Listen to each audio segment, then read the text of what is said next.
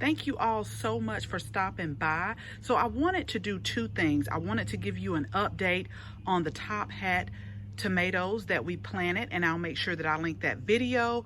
And then I also wanted to share with you some things that I'm doing for some pest control that we're having with the other top hat tomatoes. Now this one has been doing great. I'll get a little bit closer. It's putting on a lot of fruit, and just to kind of give you an overview until you watch the video on when we planted them. These are a dwarf variety, and they were by Baker Creek Seeds, and they get about 6 to 9 inches in height, and they're just some little tomatoes.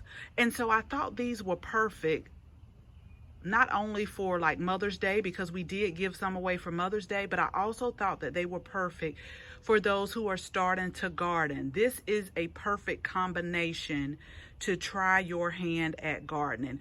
Like right here, when we did the video, we planted some basil. So we have some Genovese basil, we have some purple basil, and I've been pinching them off. And if you can see, I'll get a little bit closer.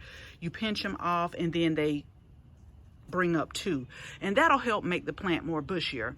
But I'm out here because when we first planted this top hat tomato, we put some slow release fertilizer in there, and now it's starting to put on a lot of fruit. So y'all know what I'm about to say. You want to give it is B12 shot. It's vitamin. You want to go ahead while it's using all that energy, putting on that fruit.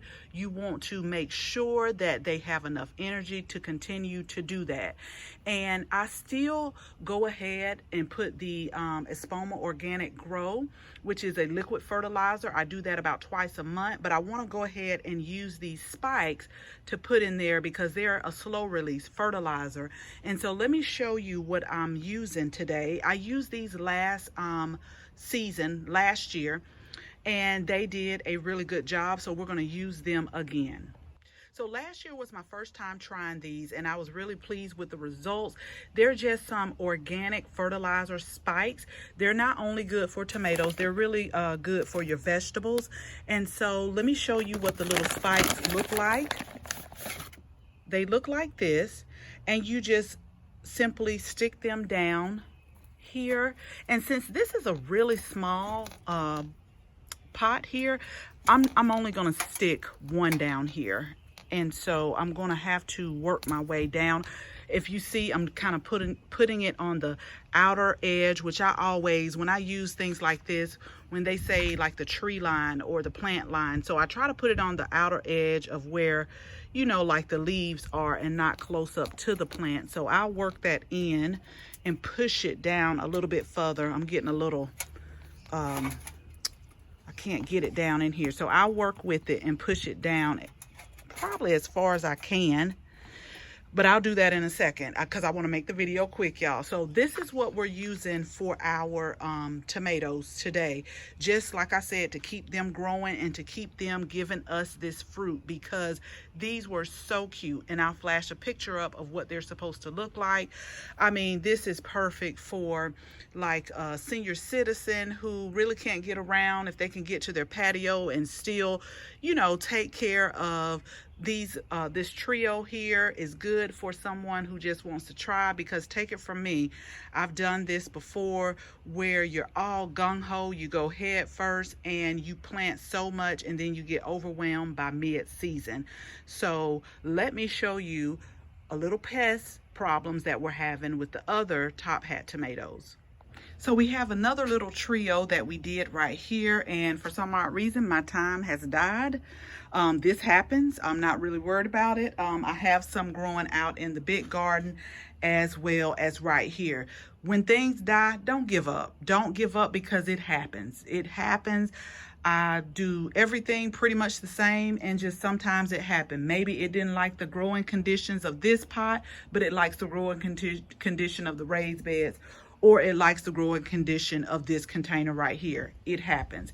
But one thing that you want to get into a habit of doing is do daily walks of your garden or your patio garden or whatever you're growing, because if you do daily walks, you get to know how your plants are looking. And so when something starts to happen, you can say to yourself, it wasn't like that the other day, or it wasn't like that last week.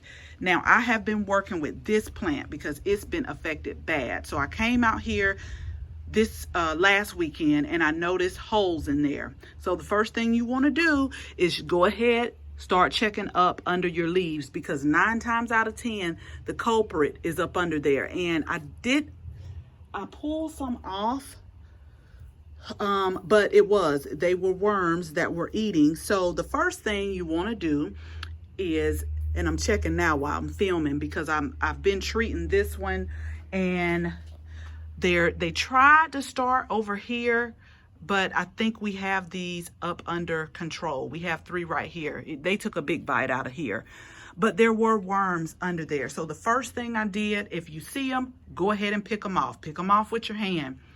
And I came out again and I saw a little bit more. So when that happens, the first thing I do is I go ahead and just get some water with a nice steady stream, not too strong, and I spray it down real good, just with water. Then I'll come out again and check maybe the next day.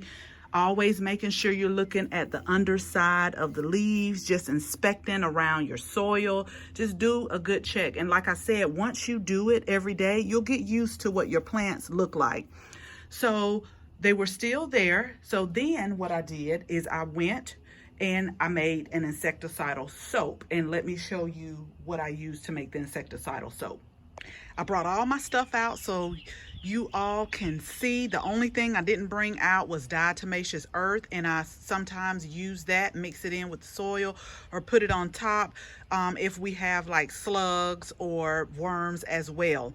But okay, so we talked about just spraying it with water and making sure you continue to check on it. So my next level up is I'll use this Dr. Bonner's Pure Castile soap, and we will mix it according to the directions. And they actually have a whole list of how to dilute and how to mix things. And one of the things on here is actually how to mix, like to make an insecticidal soap. So we have that. I was trying to look and see, and I think this is it right here, because it also has you can put a dash of cayenne pepper in here as well. So this has several uses, but this is what I use to make my insecticidal soap. And most of the time I put it in a spray bottle like this, and then we'll spray it on top of the leaves, and you want to spray under the underside of the leaves as well. Now, if that doesn't work after a few days and I'm still seeing where they're just coming out of the woodworks, that is when I will go to the BT, which is Bacillus thuringiensis. I know I'm messing up the word, so we'll just say BT. I'll use this. Now, let me tell you why I use the neem oil about a week ago, is because I noticed a few whiteflies that were starting to come out when I shook the leaves.